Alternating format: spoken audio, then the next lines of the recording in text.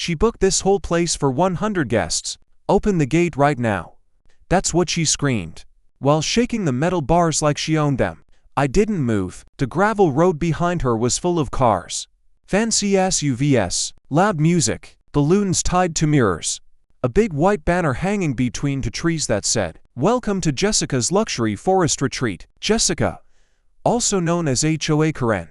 "And this cabin, it's mine." She stepped closer to the keypad and tried to punch in random numbers. "Don't play games with me," she snapped. "I already paid the association fee. I reserved this cabin 2 weeks ago."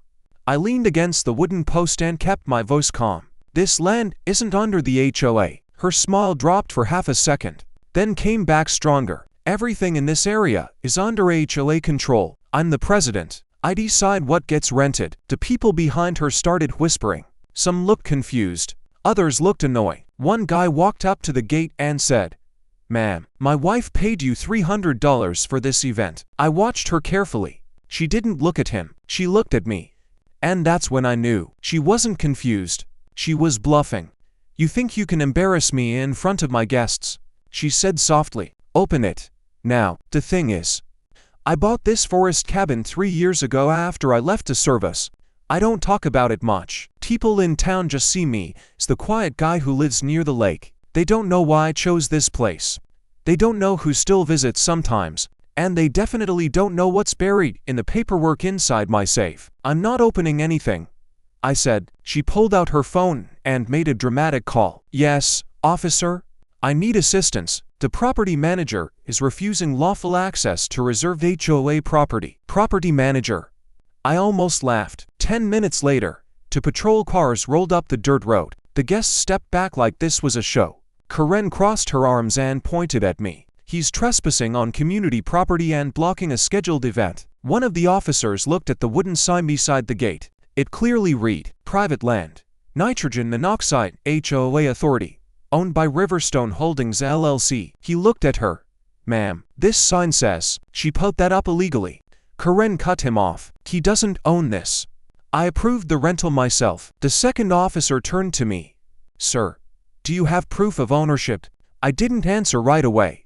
Instead, I unlocked my phone and pressed play. The large outdoor screen mounted near the gate lit up. Security footage from 2 days ago. Karen, standing right here, measuring the space, talking to someone on speaker. "Yeah. Just tell them it's part of the HOA retreat area," she had said. "He won't do anything. He's just some quiet veteran." The crowd gasped. Her face drained of color. She spun toward the guests. "That's edited. He manipulated it." I lowered the volume and looked at her.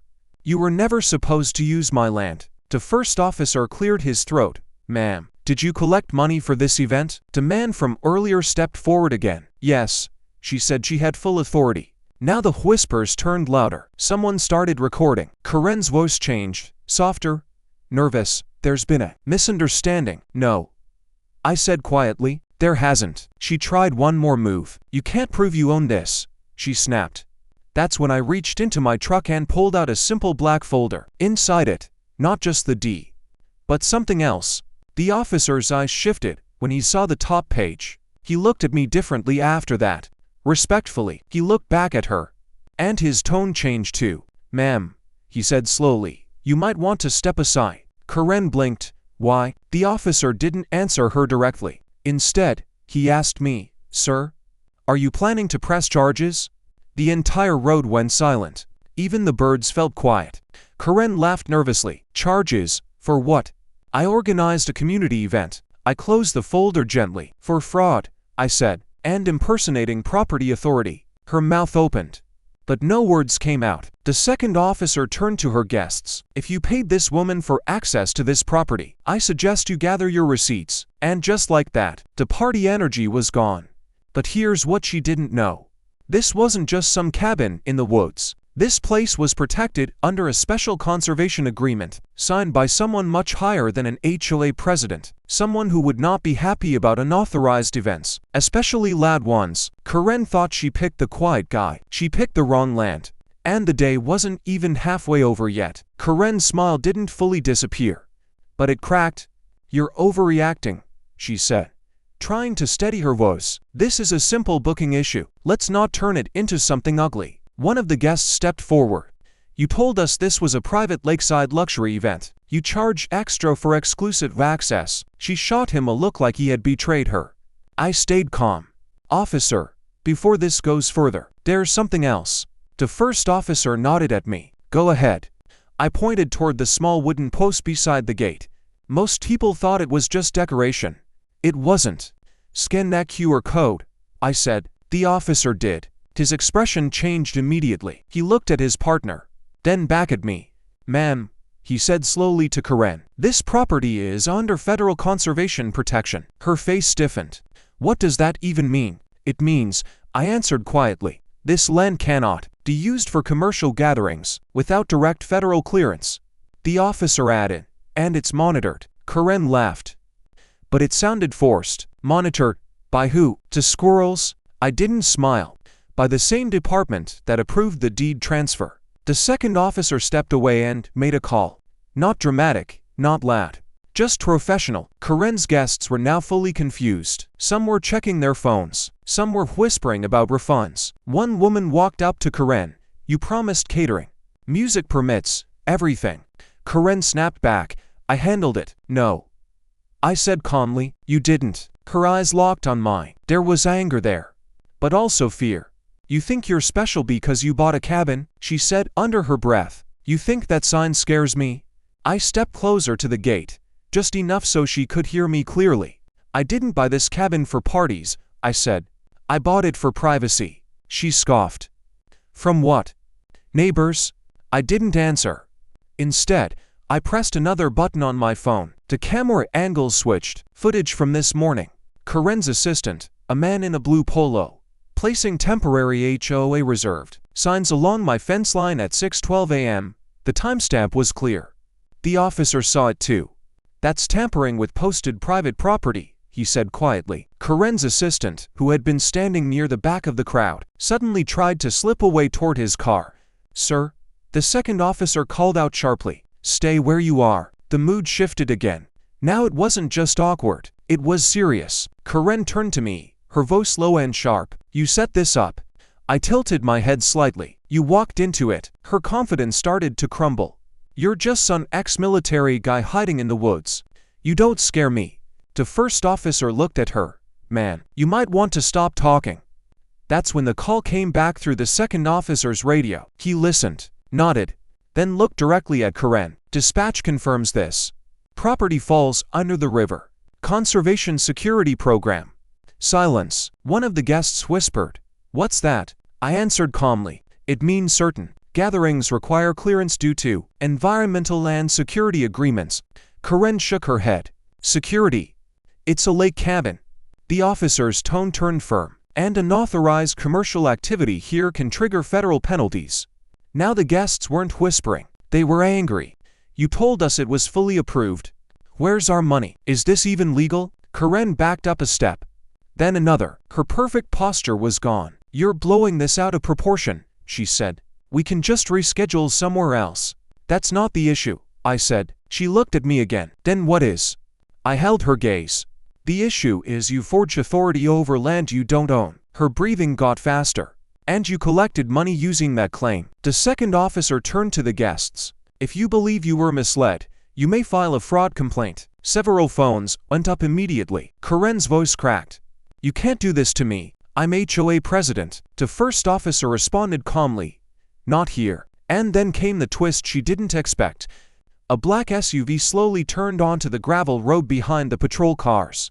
No lights, no sirens, just quiet presence. It stopped near the tree line. The driver stepped out, wearing a simple jacket with a small federal insignia on the chest. He didn't rush. He walked toward me first.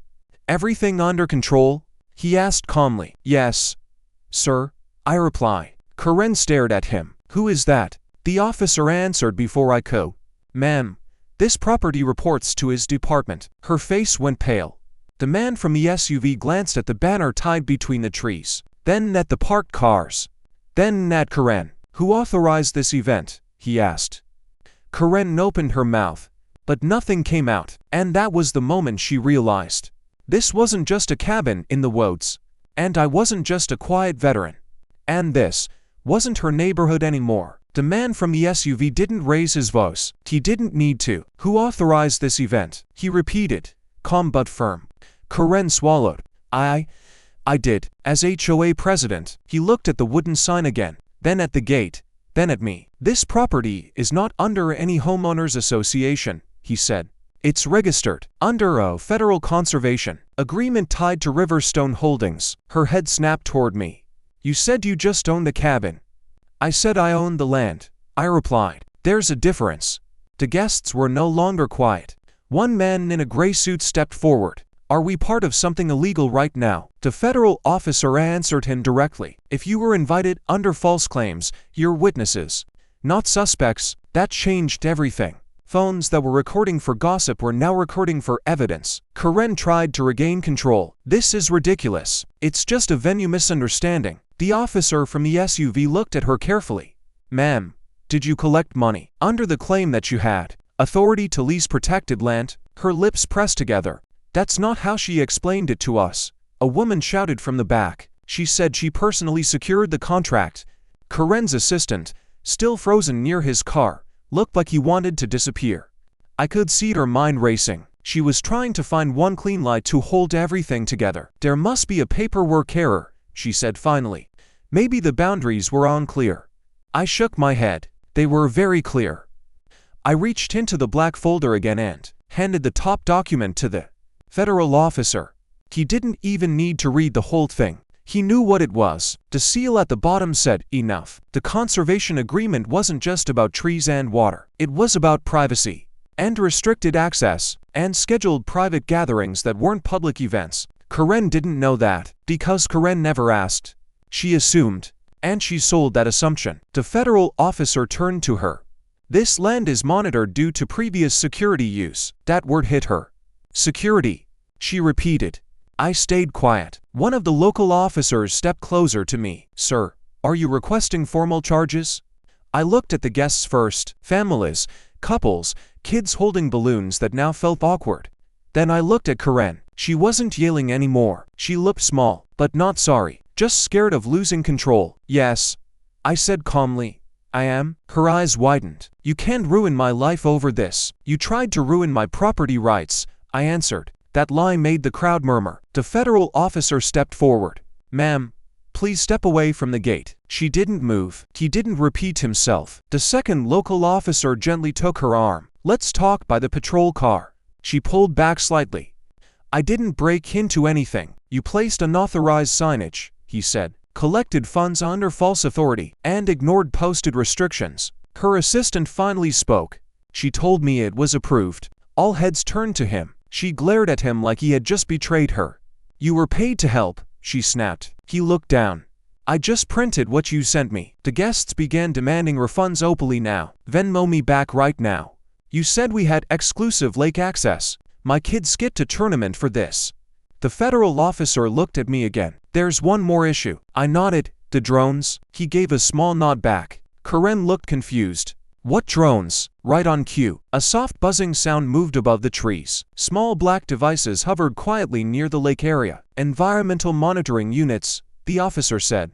They recorded vehicle counts and sound levels when the convoy arrived. Her face turned pale again. You spy on people? She snapped. We monitor protected land, he corrected. The first officer approached with a small notepad. Ma'am, I need your full legal name. She hesitated. Jessica Miller, she said. The federal officer's eyes flicked slightly. Spell that. She did. There was a pause. He looked at his phone, then at her again. Ma'am, he said slowly, are you currently under review in a separate HOA complaint case? The color drained from her face completely this time. That's irrelevant. It may not be. The guests froze again. Someone whispered, what complaint? The local officer checked something on his tablet, then looked at her differently. Ma'am, there's an active civil investigation into misuse of association funds. The air felt heavy. You're digging into my private matters now. She snapped. You brought law enforcement here, the officer reminded her. That was twist number one she never saw coming. Her authority was already cracking before today, and she still chose to gamble. One of the guests, the man in the gray suit, stepped forward again. Are we going to get our money back? The federal officer answered, honestly, that depends on her cooperation. Karen finally lost her temper. This is harassment, she shouted.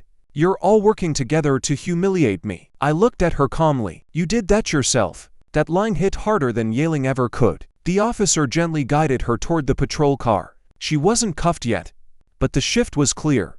The assistant was separated and questioned quietly. Guests were lining up to show payment receipts. And then came the second twist.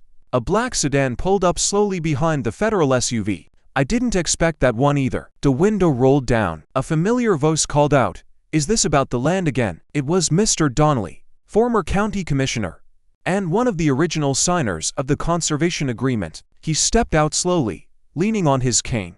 Karen's eyes widened. "You live in Cedar Ridge." He nodded calmly. "And I helped protect this land long before your HOA existed." The crowd shifted again. "You approved this property transfer personally?"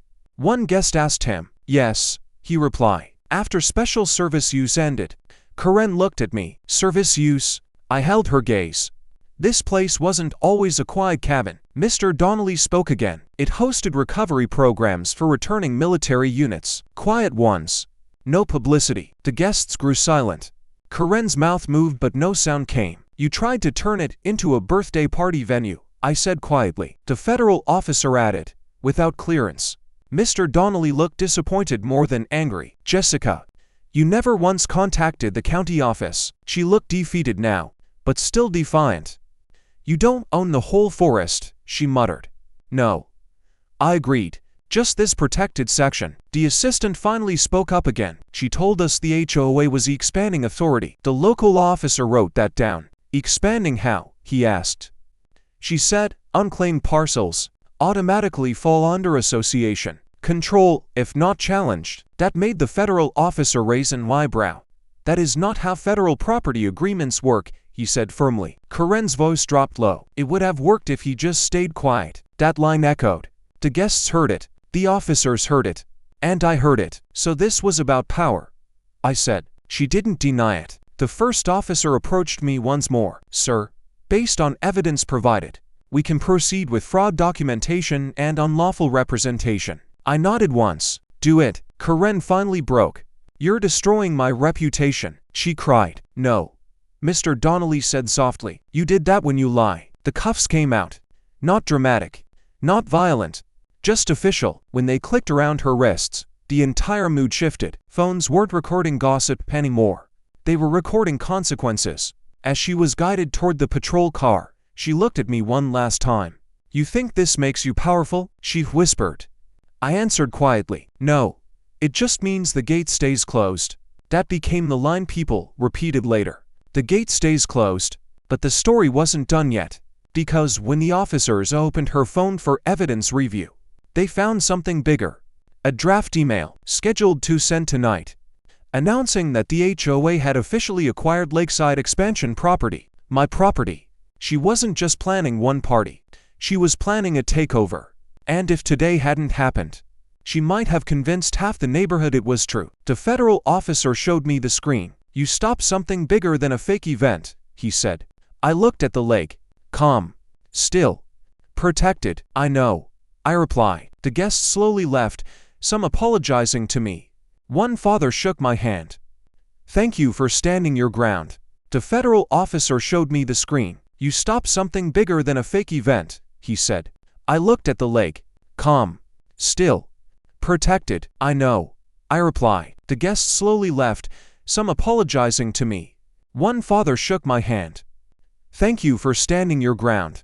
Karen sat in the back of the patrol car, staring straight ahead like none of this was real. But it was. The gravel road that was supposed to lead to her luxury forest retreat now led to flashing lights and sign statements. The federal officer walked over to me again. "We'll need copies of your footage and the drone logs." "You'll have them," I said. Mr. Donnelly stood beside us, shaking his head slowly. "She was warned before," he muttered. "About overstepping." I looked at him. "This wasn't overstepping." He nodded once. "No. This was control." The assistant was still being questioned. He looked more scared than guilty. Eventually, he admitted she told him the land had silent approval, and that no one would challenge it. That part almost made me laugh. No one would challenge it. She thought the quiet guy in the woods wouldn't fight back. That was her biggest mistake. The officers began clearing the road. Guests pulled out slowly, one by one. Some avoided eye contact. Some waved apologetically. A few even said thank you. One little boy leaned out of the back seat of an SUV and asked, "Mister, is this your castle?" I smiled slightly. Something like that. When the last car left, the forest went quiet again. No music, no shouting. Just wind moving through the trees and the soft ripple of the lake. The federal officer stood with me for a moment longer. "You understand this will likely become public record." "I'm not hiding," I said. He gave a small nod. "Good. Because there's more." I looked at him.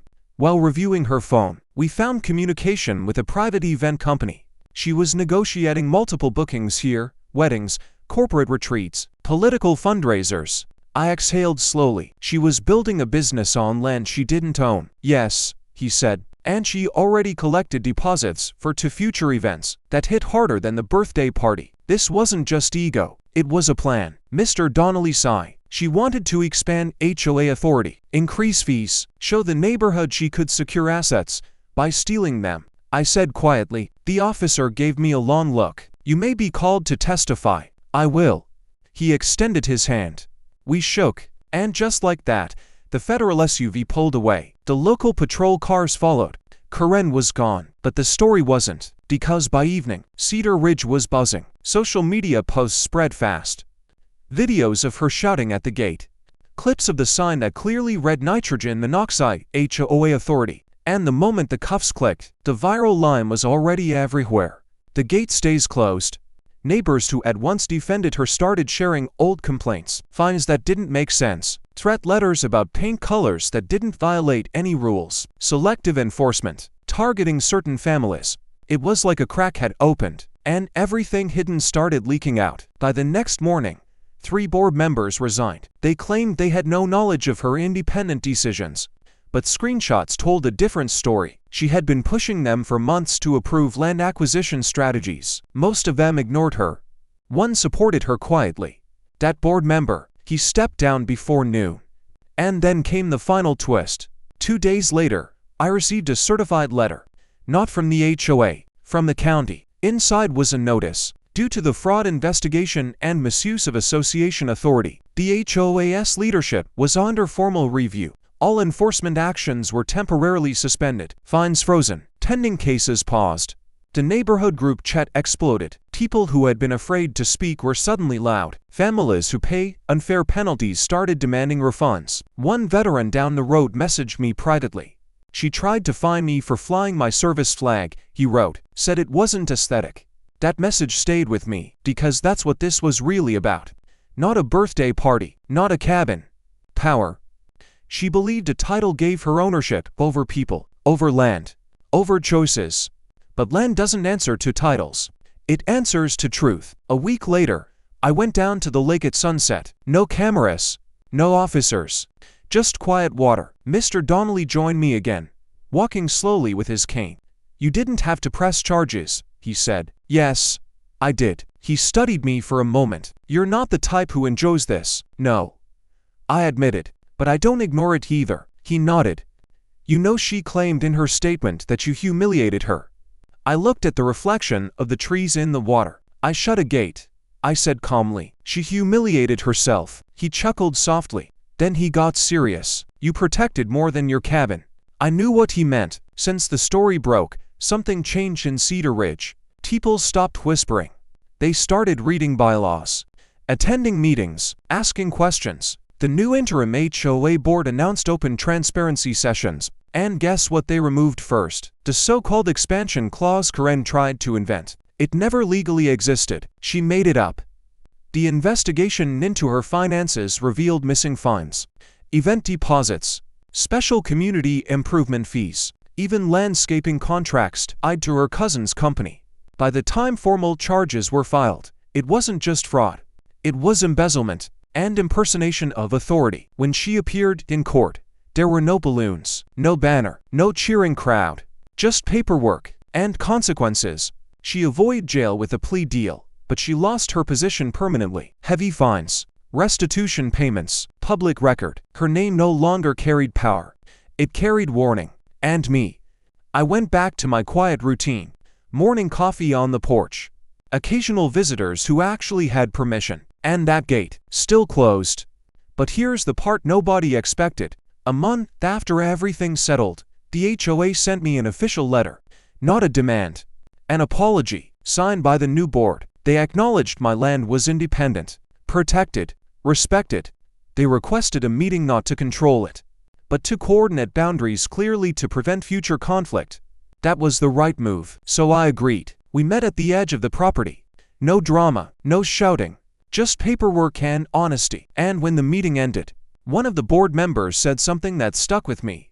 She thought silence meant weakness. I looked at the trees. Silence just means patience. That line traveled too, because in the end, I didn't shout. I didn't threaten. I didn't chase her down. I shut the gate and let the truth do the rest. That cabin still stands by the lake, not as a party venue, not as HOA property, but as a reminder. You can't reserve what you don't own. You can't control what isn't yours. And if you try to build power on a lie, eventually, the gate stays closed.